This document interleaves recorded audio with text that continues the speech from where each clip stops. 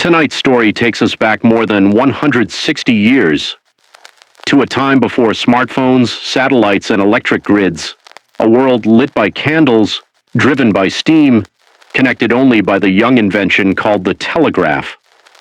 But one peaceful September morning in 1859, something happened, something so powerful, so strange, so shocking, that the sky itself changed. It was the day the sun exploded with light, and the earth responded like a ringing bell. A day when the night turned to day, compasses spun, telegraphs caught fire, and humanity realized how small and fragile it truly was. This is the real story of the Carrington Event, the most powerful solar storm in known history. A story of science, mystery, awe, and the reminder that nature can touch our world in ways we are still not prepared for today. The year was 1859 and Europe was settling into early autumn. In England, a quiet 33-year-old astronomer named Richard Carrington worked at his private observatory.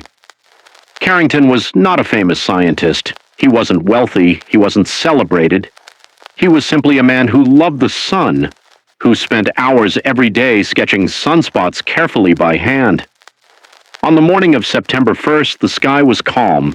Birds sang, steam trains ran across the countryside. Telegraph offices sent their steady clicks. Just another normal day in Victorian England. Carrington set up his telescope as usual, focusing on a group of dark spots moving slowly across the sun's surface. He dipped his pen in ink and began to sketch. But within minutes, everything changed. As Carrington looked at the sun, a blinding flash of white light burst from one of the sunspots.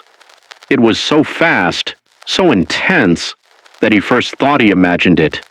A spot of pure white, brighter than anything he had ever seen, appeared on the sun's surface.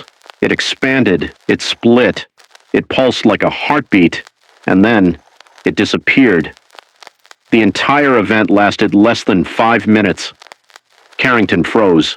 He knew instantly this was not normal. The sun was not supposed to produce sudden white flashes. Nothing like this had ever been recorded. He ran to find another witness, but by the time anyone else looked, the sun was quiet again. Still, deep inside, he felt something strange. This event is not finished, and he was right. What Carrington saw that morning was a solar flare, an explosion of energy equal to billions of nuclear bombs. The flare launched a massive cloud of charged particles into space, a coronal mass ejection. Normally, such storms take 3 to 4 days to reach Earth, but not this one. This one was fast, unbelievably fast. So fast that scientists today still discuss how it moved quicker than almost any solar storm ever recorded.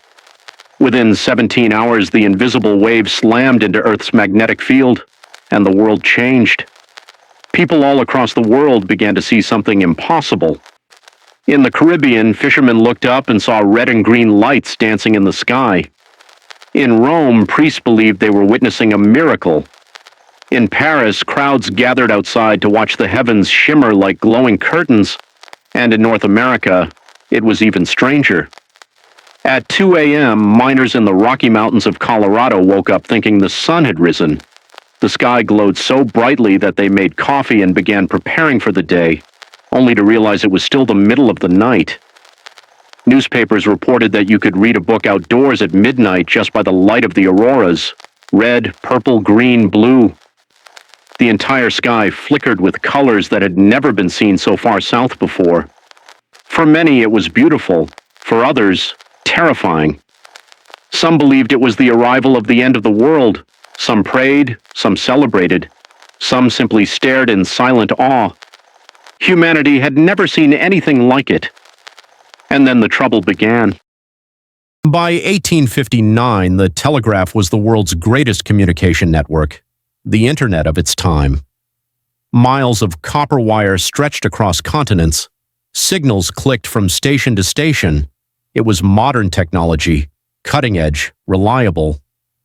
But when the solar storm hit, everything broke.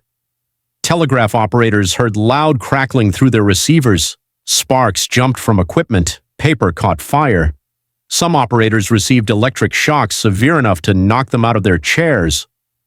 In Boston, telegraph lines continued running even after they were disconnected from their power source. The atmosphere itself had become the battery. Operators all over the world reported the same impossible thing. Messages were being sent through the air, powered only by the storm. A telegraph worker in New York wrote, "We are sending messages without batteries, and the lines are glowing like fire." For the first time, humanity realized, we are not in control. Our technology can be affected, even destroyed, by forces far beyond Earth. News traveled slowly in 1859. People in Europe did not know what America was seeing. People in Asia had no idea what was happening in the Atlantic. But everywhere the sky glowed. Everywhere compasses spun wildly. Everywhere people asked the same question: what is happening to our world? Some believed it was a sign from God, some thought it was a new natural disaster, and others thought the Earth was simply dying. Only a handful of scientists, including Carrington, understood that the sun was responsible, but even they could not imagine the full truth.